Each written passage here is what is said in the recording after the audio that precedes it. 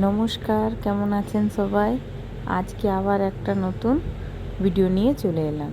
এই ভিডিওটি অনেক পুরনো, আমার দিতে একটু দেরি হয়ে গেছে। এটা আমি যখন শ্রাবণ মাসে দেওঘর গেছিলাম লাস্ট শুক্রবারে, মানে 15ই আগস্ট, তখন বিহারিদের শ্রাবণ অলরেডি শেষ হয়ে গেছিলো, কিন্তু আমাদের শ্রাবণ চলছিল। কিন্তু এত ভিড় ছিল, মানে আপনি না দেখলে বিশ্বাস করতে পারবেন না।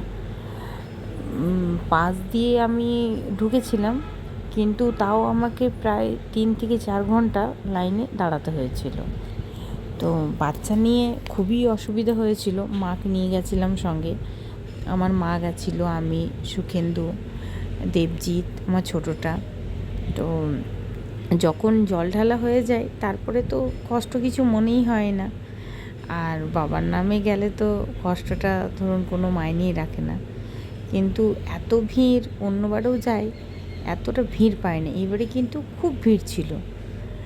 তো যাই হোক, ওইখানেই দেখতেই পাচ্ছেন, ভাবলাম আপনাদের সঙ্গে একটু শেয়ার করি। এই হলের মধ্যে এতবার ঘুরে তারপরে এই ওপর দিয়ে উঠে আবার এরকম করে ঘুরে ঘুরে ঘুরে ঘুরে অনেকটা লাইন দিতে হয়। তো শ্রাবণ মাসে ভোলেনাথের কাছে না গেলে মনে হয় একটা অনেক বড় কাজ আমার অসম্পূর্ণ থেকে গেল। তো জানি না, আমার ওইখানে গেলেই কিন্তু খুব ভালো লাগে, দেওঘরে আমার খুবই ভালো লাগে যেতে। তো এই দেখুন দেওঘর মন্দিরটা, চত্বরটা তো দেখতে পাচ্ছেন কত ভিড়। তো এমনি দেওঘর 12 মাসই ভিড় থাকে, দেওঘর কোনো দিনই ফাঁকা থাকে না, খুবই ভিড় থাকে দেওঘরে।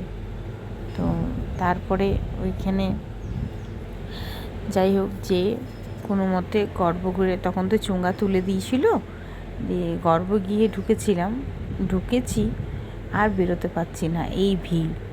মানে বাচ্চা কোলে নিয়ে ওইখানে খুবই কষ্ট। যাই হোক, কিন্তু তাও বাবার মাথায় জল ঢেলতে পেরেছি, এটাই মানে সবথেকে আনন্দের, যে আমি যেয়ে পরে বাবাকে প্রণাম করতে পেরেছি, বাবার মাথায় জল ঢালতে পেরেছি।